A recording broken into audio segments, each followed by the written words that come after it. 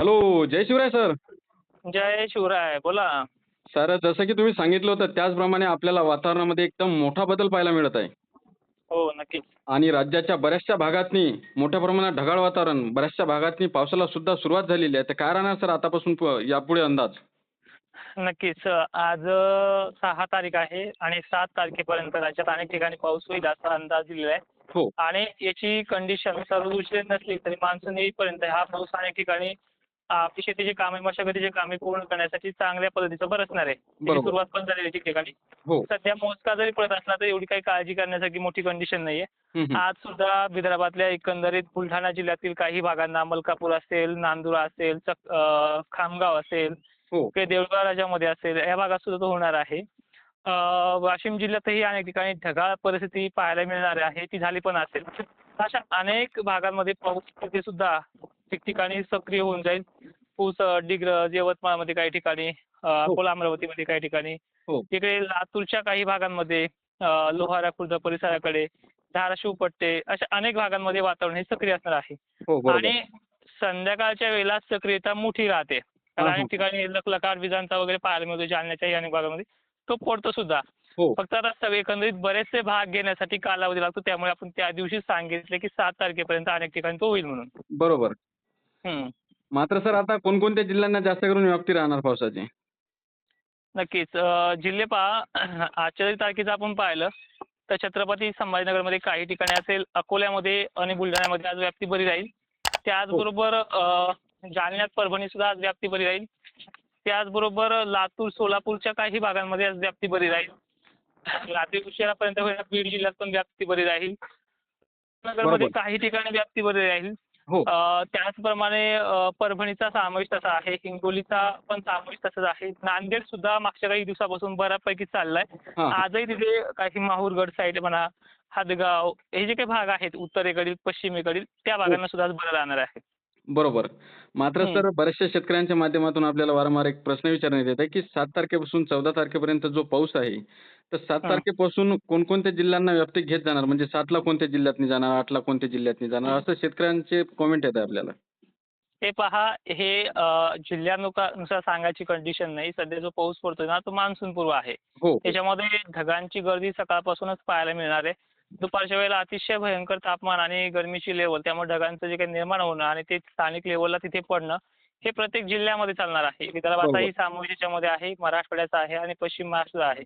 हो. खान्देशच्या बाबतीत विचार केला तर खान्देशचे कानेकोपरे चालणार आहे सध्याच्या पिरियडमध्ये. कधी नंदुरबार तर कधी इकडे वरणगाव वगैरे साईड, जळगाव साईड, आणि धुळ्याचा विचार केला तर साक्री किंवा मालेगाव साईड अशा प्रकारचं तिथं वातावरण आहे. हां, हां, हां. अहिल्यानगरचा, पुण्याचा समावेश सध्या तरी बरा आहे हो, या 2-4 बरोबर. दिवसामध्ये. हो. हं. मात्र सर आपण मागील 2 दिवसापासून बघत आहोत, की बऱ्याचशा भागातनी पाऊस सुद्धा होत आहे आणि पावसासोबत गारपीट सुद्धा होत आहे. तर गारपीट राहणार का आता? गरमीची लेव्हल जिथे-जिथे, गारपिटीचं टेन्शन तिथे-तिथे अशा प्रकारचा कंडिशन आहे. हो, तशा गोष्टी आपल्याला पाहायला सुद्धा मिळू शकतात. बरोबर. मात्र हं. सर मान्सूनचा वेग कसा राहणार पुढील 8 दिवसामध्ये?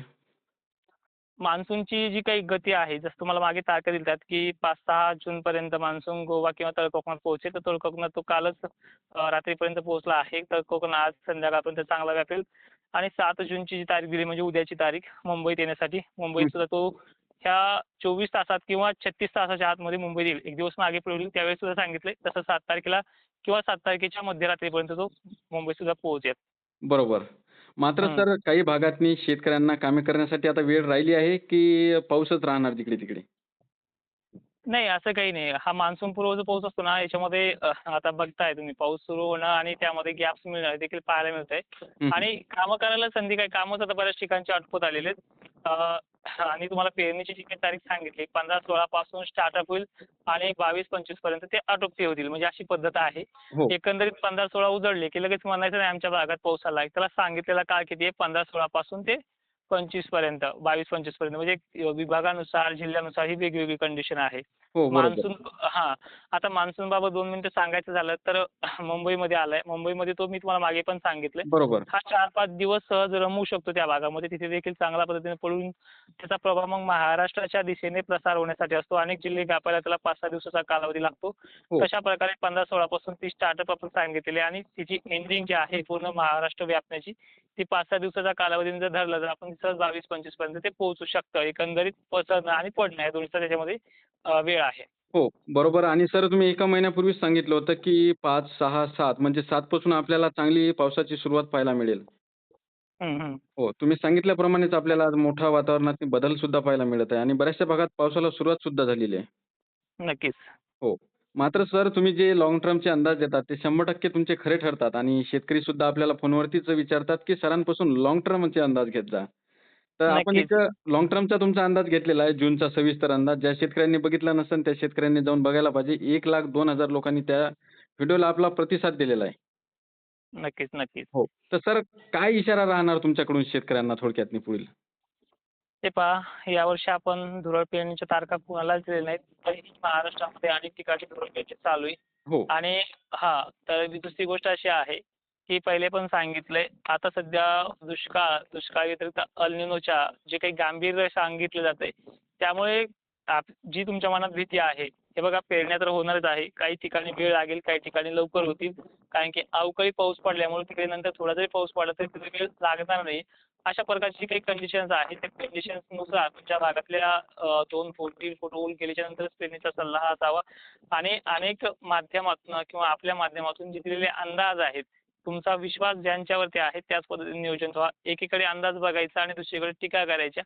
ह्या ज्या काही गोष्टी चालल्यात कमेंट बॉक्सवरती थोडंसं त्याच्यावरती फोकस करा. असं एक बरोबर, व्यक्ती म्हणणं आहे आणि दरवेळी जे काही तुमचे प्रश्न असतील ते प्रश्न उपस्थित करा. हो, आवर्जून करा. जे काही बरोबर. चुकलं असेल ते चुकीचं पण सांगत चला आणि ज्याचा फायदा होतो त्या गोष्टीचा पण कमेंट करत चला आणि वेळोवेळी तुम्हाला सचिन ठाकरे या चॅनल जे काही चॅनल आहे 2.0 या चॅनलवरती अपडेट दिले जातील. फक्त तुम्ही कुठून हा अंदाज पाहताय आणि तुमच्या विभागामध्ये आत्तापर्यंत कसला पाऊस झालाय किंवा झालाच नाही हे देखील व्यक्त करत राहा. पुढच्या नेक्स्ट रेकॉर्डिंगमध्ये तुम्हाला याची पूर्ण माहिती देण्याचा प्रयत्न करत राहील. नक्कीच सर, धन्यवाद. तुम्ही एक शेतकऱ्यांना एक महत्त्वपूर्ण आणि डिटेलमध्ये माहिती दिल्याबद्दल धन्यवाद सर. नक्कीच.